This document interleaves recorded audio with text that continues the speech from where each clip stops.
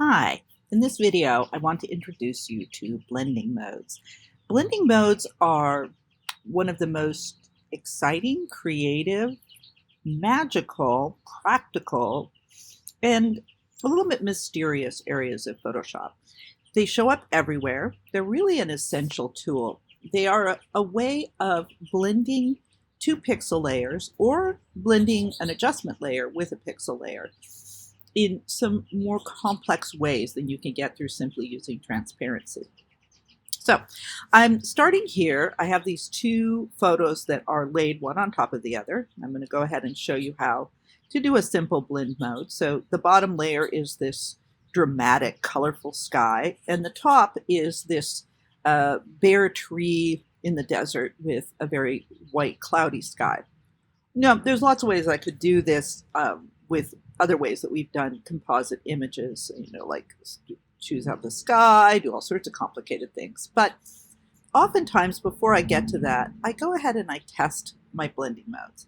They are, when you're working on layers, you're going to find them right here. Notice it says set the blending mode for the layer. If I click on that, I have all sorts of choices, and I'm going to explain, try to break this down for you a little bit because it looks like just a billion choices, but there actually is some logic to this. Blending modes, by the way, show up in a lot of different areas of Photoshop, and so I'm going to only introduce you to them in this particular area now, but you'll notice as you travel around Photoshop, you will find blending modes popping up in various areas, and you should test them out and see if they might be useful to you. But let's go ahead and start here. Now, right now, this is at a normal blending mode, 100% opacity. So we can't see the bottom layer at all. One thing to keep in mind about blending modes that I'll show you in a second is that they do operate from the top down. So let me show you first of all what happens. One of the cool things about blending modes, a new feature in Photoshop, is that I don't have to choose one in order to see what they do. There's this wonderful hover where you can literally just hover over the different blending modes and it'll show you what they'll be like. And you can see how incredibly dramatic it is. All of a sudden, we have this bottom layer and top layer blending together in these various ways. And I can just scroll through all of them. I'm going to not explain them yet. I'm just going to scroll through them a little bit quickly, and then we'll pick one that we like. I like several of them, but there's one that I'm going to choose for this. And you're going to see very huge range of how they respond. Sometimes rather subtle, and that's because of the way they're constructed. I want to choose for this blending mode the multiply. Now, let me explain a couple things about blending modes layer structure, and then I want to actually break down these different areas of blending modes, show you a little bit more. But for right now, I just want to leave it on there. I like the way it makes the tree dramatic and the sky really pulls through. It seems to be working really well. And multiply, by the way, is a really good go-to blending mode that works for a lot of images. Now, I want you to notice if I put this back to normal just for a second, and I take this layer off, and I go to the bottom layer and I put it on a blending mode, absolutely nothing happens. As I scroll through, nothing happens, okay? And even if I add this layer on the top, nothing happens. And that's because for these blending modes, they must work down to another layer. They won't work if there's only one layer, and they won't work if you are on the bottom layer. They don't work up. There's an exception to that, which I'll show you in a little bit, but not in these blending modes.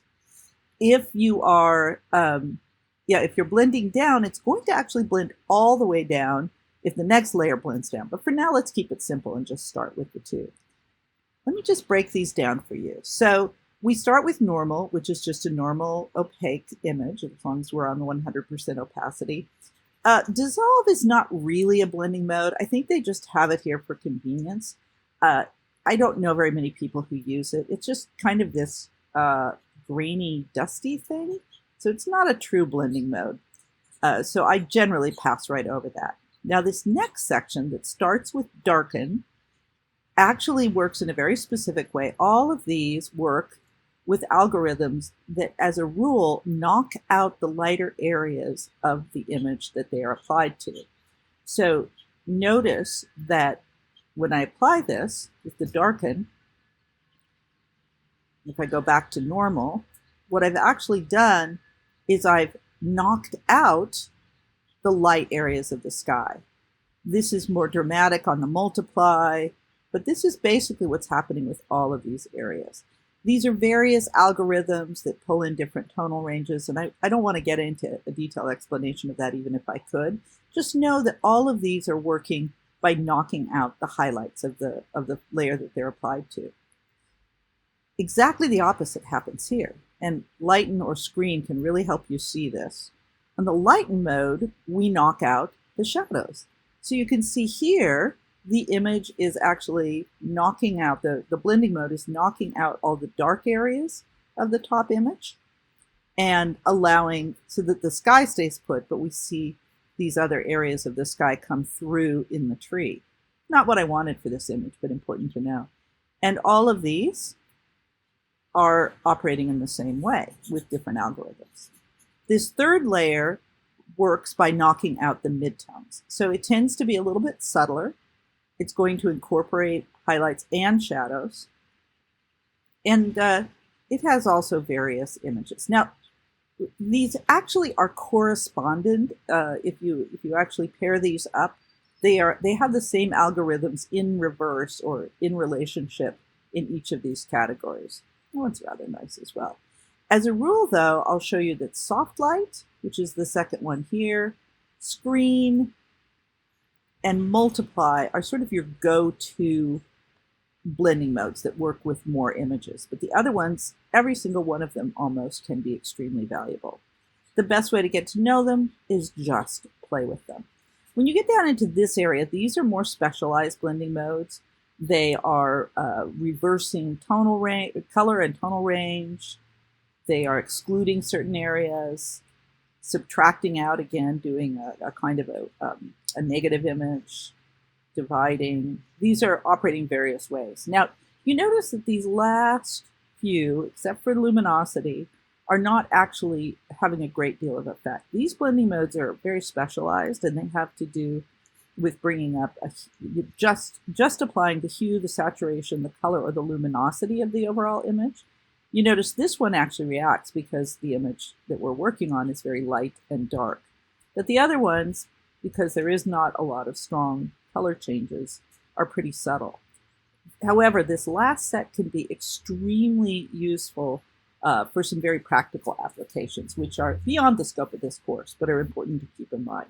For now, I really want you to just play around with them. Now, before I go on to the next video, where I'm going to show you a slightly different area of blending, I actually want to go ahead, we've got just enough time. I want to look at a pretty simple image right here. That last one we're going to get into in the next video. So this is a black Phoebe. This has only got 2 layers, but what's important here is that I've used a blending mode on the black and white layer. So let's just go back. This is just a color image of a black Phoebe. I've done some adjusting in Lightroom, put a little vignette on it, and I like it, but the colors in the background especially, they're a little bit sort of intense. And so I want it to be black and more desaturated, but I don't want to just desaturate it. I want something a little bit different. Now let me go up here and put it on normal so you can see. If I convert it to black and white in the normal mode, it turns the whole thing monochrome. I also want to click on this and show you that I have added one other thing here that you can tell. I've added a tint. So I've added a little bit of a color monotone to this image.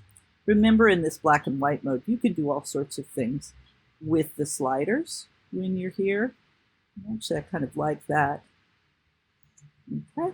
But then, additionally, let's go back to layers, I can also apply a blending mode.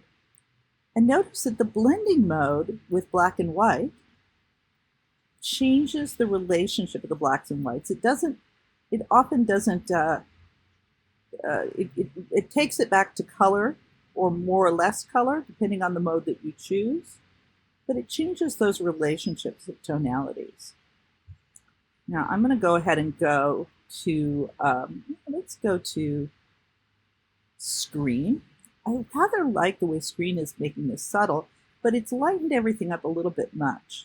So additionally with blending modes, you can actually play with the intensity of the blending mode or the black and white layer itself. So I've changed the blending mode and I'm going to bring the opacity down. And notice that gives me just a little subtler version.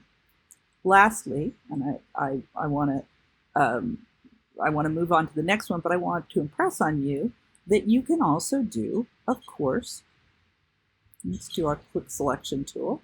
You can also make masks. Now I'm just going to select the background here. And it's not going to be a great selection because I'm doing it rather quickly. Oops. Take the bird out. I want the Phoebe to stay in color. Oops. Okay, come on. I want at least a decent selection. There we go. Oops. Come on. No. Sorry, you guys. Aren't you glad this happens to me too? There we go. Okay. So I'm going to leave it a little bit loose, but I want to show you that if I add a mask, I can then control, this is actually has no black and white layer at all on the bird. And so I can actually control, let's go back up here, maybe try screen. I can control the relationship of the background and foreground, leaving the bird normal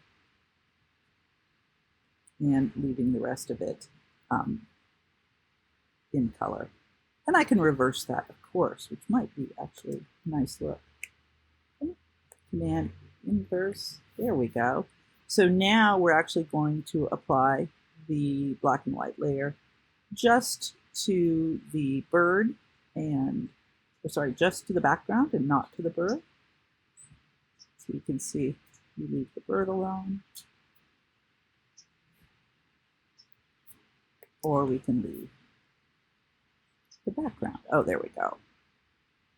I can just play with the bird. Not a very good selection, but you get the idea. And so these are how you can apply blending modes to adjustment layers as well. Black and white is particularly useful, but they can be applied to any adjustment layer at all. Okay, so that's a simple introduction to blending modes. In the next video, I'm going to talk to you about a more advanced way to work with blending modes.